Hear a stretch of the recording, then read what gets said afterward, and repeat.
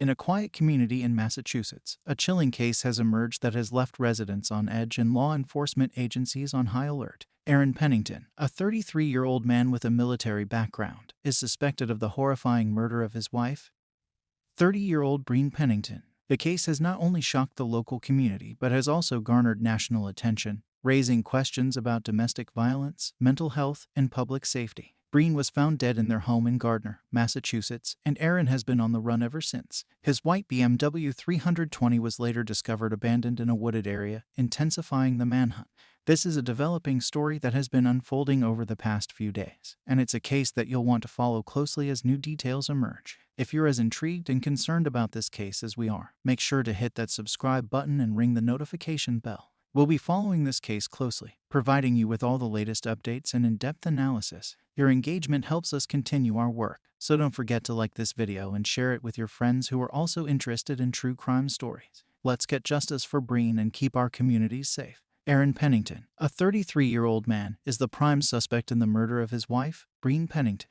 He hails from Gardner, Massachusetts, and has a military background. The United States Air Force confirmed that he served, although the details of his service are not publicly disclosed. Pennington is currently on the run, and authorities believe he is armed and dangerous. The last known photo of him was captured by a doorbell camera over a week before the crime took place. What led him to this point is still a matter of investigation, but the urgency to find him has escalated since his white BMW 320 was found abandoned in a wooded area. The car's discovery followed a police alert and was located by a hunter. The case has raised several questions about his mental state, possible motives, and whether his military training has equipped him for evasion. Breen Pennington, a 30-year-old woman, was the victim in this tragic case. She was found dead inside her home at 42 Cherry Street in Gardner, Massachusetts, following a report of a disturbance on October 22. Breen was married to Aaron Pennington, the man now accused of her murder. Breen was a mother and had plans to move to Texas with her children. The details of her relationship with Aaron are still under investigation, but it's clear that their marriage had reached a breaking point. Breen's death has not only shocked her family but also the entire community, raising questions about domestic violence and the safety of dating or marrying someone with a potentially volatile background. Breen Pennington, a 30-year-old mother of 4, was found dead in her home located at 42 Cherry Street in Gardner, Massachusetts. The crime scene was on the second floor of the house, specifically in a bedroom. She was found with a gunshot wound to her face. The atmosphere was tense and filled with a sense of dread, as the couple's 4 young children were also in the house when the police arrived. The children were thankfully unharmed but were present during this horrifying event, adding another layer of tragedy to the case. The police were quick to secure the area, and forensic teams were brought in to collect evidence. The room where Breen was found was in disarray, suggesting a struggle might have occurred. The police also found a firearm near the scene, which is believed to be the murder weapon. The crime scene was a grim testament to a domestic tragedy that has left the community in shock and raised many questions about the safety of women in domestic settings.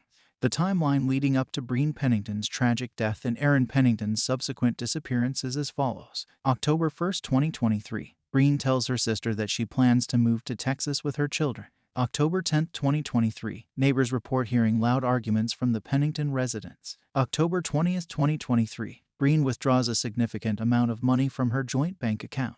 October 22, 2023. Morning. Breen is last seen alive by her neighbor. October 22, 2023. 3:45 p.m. Police receive a 911 call from a family member and arrive at the Pennington home to find Breen dead. October 22, 2023. 4 p.m. Aaron Pennington is named as a person of interest and is nowhere to be found. The Gardner Police Department has been leading the investigation. They identified Aaron Pennington as the primary suspect based on eyewitness accounts, the children's statements, and forensic evidence. The gun found at the scene was registered to Aaron, and his fingerprints were also found on the weapon. Surveillance footage from a nearby gas station showed Aaron filling up his car shortly before the estimated time of the murder. The police also discovered that Aaron had recently searched for how to disappear and how to change identity on his computer. An extensive manhunt is underway for Aaron Pennington. The FBI has joined the Gardner Police Department in the search. His face is now on wanted posters all over Massachusetts and neighboring states. Social media campaigns using the hashtag #FindAaronPennington have gone viral. Authorities have received multiple tips, but none have led to his capture yet. The police believe he may have changed his appearance and are warning the public that he is armed and dangerous. The case has sent shockwaves through the community, prompting local authorities to take immediate action to ensure public safety. While the suspect remains at large, the Massachusetts State Police have increased patrols in the area, especially near schools and public parks. Residents are advised to stay vigilant and report any suspicious activity. Community meetings have been organized to discuss safety measures and to keep the public informed about the ongoing investigation. As of now, the case is in its preliminary stages, and formal charges have yet to be filed. However, a warrant for the suspect's arrest has been issued, and he is wanted on charges of first-degree murder. The court proceedings are expected to commence as soon as the suspect is apprehended. The case has garnered significant media attention, both locally and nationally. Social media platforms are abuzz with discussions about the case, with many expressing their condolences for the victim and calling for swift justice. The shocking nature of the crime has led to widespread public outrage, and community vigils have been organized to honor the victim's memory. Neighbors and acquaintances of the couple have come forward with varying accounts of their relationship. While some describe them as a seemingly happy couple, others mention frequent arguments and a strained relationship. A local shopkeeper recalls seeing the victim looking distressed just days before her death. No eyewitnesses have come forward to provide direct accounts of the crime itself, but the investigation is ongoing, and authorities are urging anyone with information to step forward. The forensic team is currently analyzing evidence collected from the crime scene, including fingerprints, DNA samples, and potential weapon residues. Surveillance footage from nearby businesses is also being reviewed. While the full details have not been disclosed, authorities have hinted that they possess compelling forensic evidence that links the suspect to the crime scene. The case raises several ethical and moral questions, particularly concerning the role of domestic violence in relationships. It also brings up the issue of public safety, as the suspect remains at large. The use of technology, such as surveillance cameras and phone tracking, in capturing the suspect also raises questions about privacy and civil liberties. In this modern age, technology plays a pivotal role in solving crimes, and this case is no exception. Surveillance cameras from nearby businesses and residences are proving to be invaluable.